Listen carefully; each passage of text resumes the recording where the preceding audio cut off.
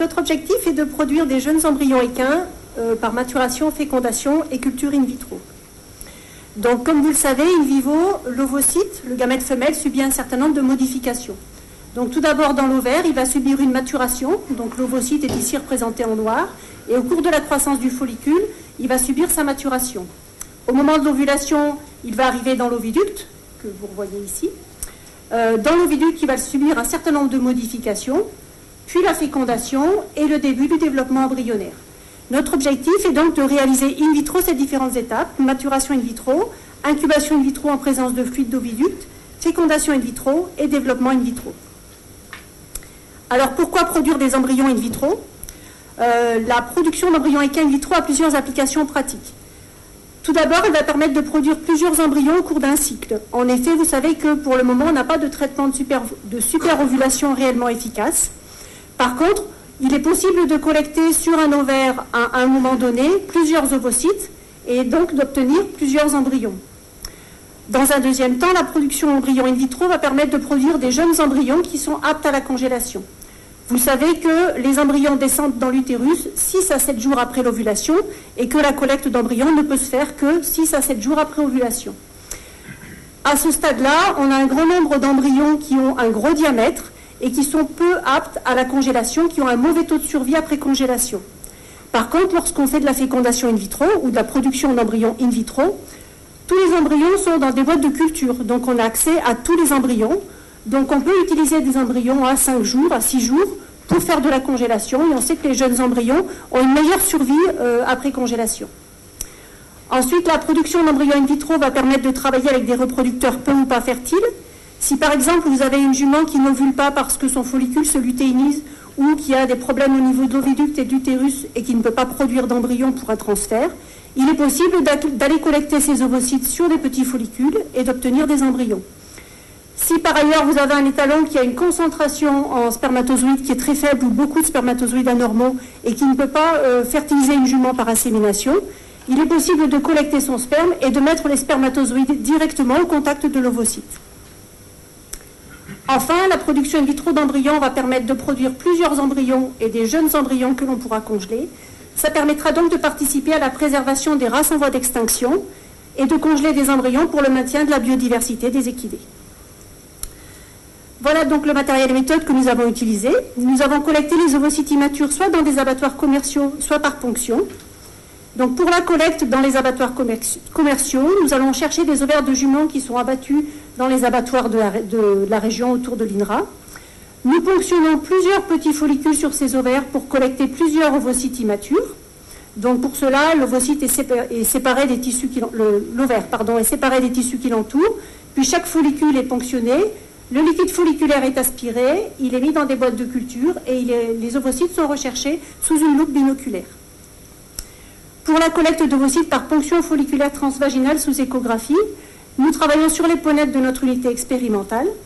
Donc le premier opérateur va introduire sa main dans le rectum pour aller chercher l'ovaire et le placer devant la sonde d'échographie qui est reliée à un échographe. Le deuxième opérateur va introduire l'aiguille de ponction, que j'ai représentée ici en rouge, jusque dans le follicule pour aspirer le liquide folliculaire. Il va ensuite réaliser plusieurs rinçages du follicule avec une solution tampon, du PBS, qui sera injectée dans le follicule puis réaspirée. Et comme précédemment, les liquides vont être observés sous loupe binoculaire pour rechercher les ovocytes. Après la collecte des ovocytes, nous collectons des ovocytes immatures. Ils vont donc subir l'étape de maturation in vitro pendant environ 26 heures. Et nous avons testé deux milieux, un milieu commercial classiquement utilisé, ou bien du liquide folliculaire, qui est le milieu dans lequel l'ovocyte subit naturellement sa maturation. Ensuite, les ovocytes sont incubés in vitro pendant 30 minutes en présence de fluide d'oviducte. Donc les oviductes sont récupérés dans des abattoirs, ils sont disséqués pour être bien rectilignes, et une fois qu'ils sont rectilignes, on les gratte avec une lame de microscope pour faire sortir le fluide d'oviducte. Celui-ci est centrifugé et le surnageant est utilisé pour l'incubation des ovocytes. Et nous avons montré précédemment qu'on pouvait utiliser des oviductes équins, mais aussi des oviductes d'autres espèces, comme par exemple des oviductes porcins.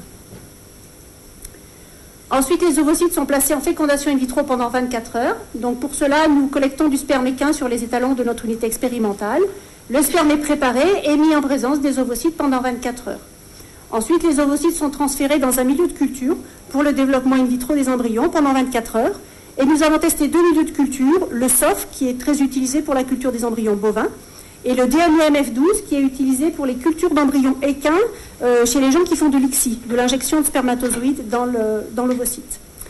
Nous avons analysé les embryons à 2 stades, soit après fécondation in vitro, soit après développement in vitro, et nous avons marqué leur ADN et les membranes des pronoyaux. Voici donc le premier résultat, donc après 24 heures de fécondation in vitro. Donc pour les ovocytes collectés à l'abattoir et maturés soit dans le milieu commercial, soit dans le liquide folliculaire, nous avons 13 ovocytes fécondés sur 18 et 12 ovocytes fécondés sur 21.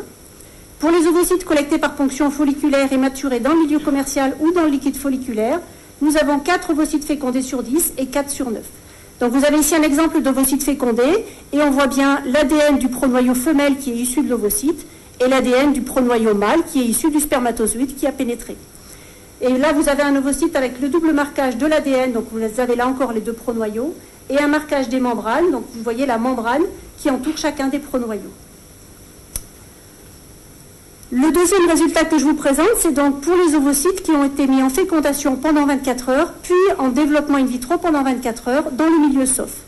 Donc pour les ovocytes collectés à l'abattoir et maturés dans le milieu commercial ou dans le liquide folliculaire, nous avons obtenu 5 ovocytes fécondés sur 15 et 5 sur 12.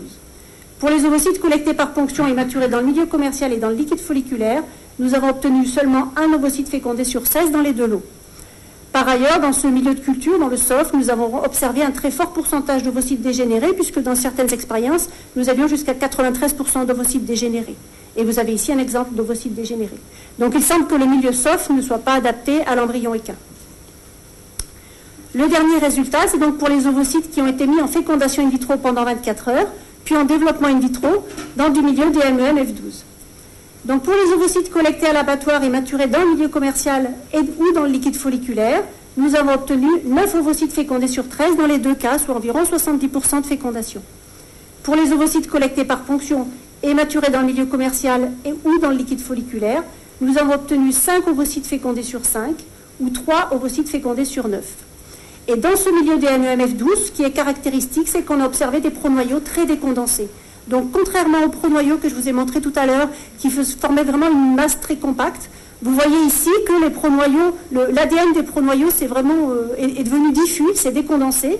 Donc là, vous avez le marquage de l'ADN et là, le marquage de la membrane qui entoure cet ADN. Et sur cet ovocyte, vous voyez aussi très bien que les pronoyaux sont beaucoup plus décondensés.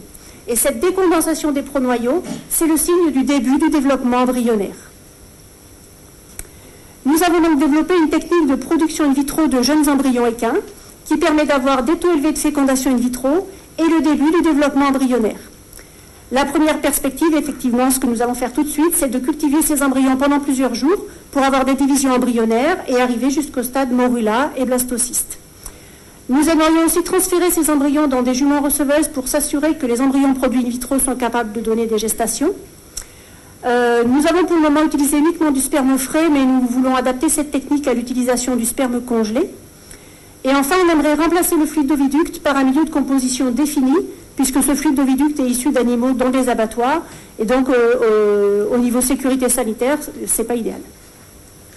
Voilà, donc je voudrais remercier tout d'abord l'équipe de l'unité expérimentale équine de l'INRA de Nouzilly et les services techniques de l'INRA, le personnel de l'abattoir de Vendôme et l'IFCE pour le financement de ce projet. Je remercie aussi les organisateurs pour m'avoir donné l'occasion de présenter mon travail et je vous remercie pour votre attention.